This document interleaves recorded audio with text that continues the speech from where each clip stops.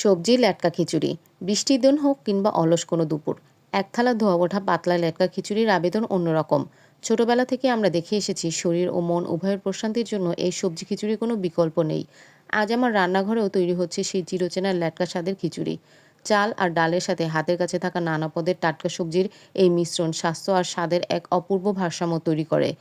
আমি এই খিচুড়িতে ব্যবহার করেছি বাহারি রকমের সবজি, যা খিচুড়িকে করে তুলেছে আরও পুষ্টিকর।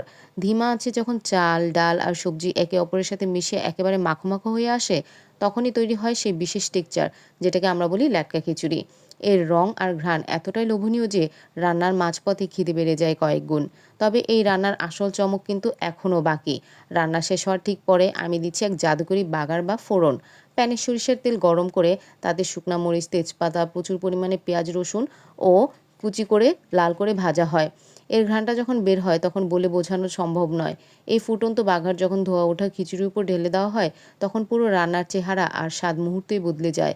বাগারের সেই পোড়া রসুন আর পেঁয়াজের সুবাসে খিচুড়ির প্রতিটি লোকমায় এক অন্যরকম আভিজাত্য নিয়ে আসে। আসলে এই সাধারণ খাবারটির মাঝে লুকিয়ে থাকে পরম তৃপ্তি। যখন পাতলা এই খিচুড়ির বাগারের ঘ্রাণ নিয়ে পাতে পড়ে, তখন এর সাথে আর কিছুই লাগে না। এক টুকরো লেবু আর একটু আচার হলে তো কথাই নেই।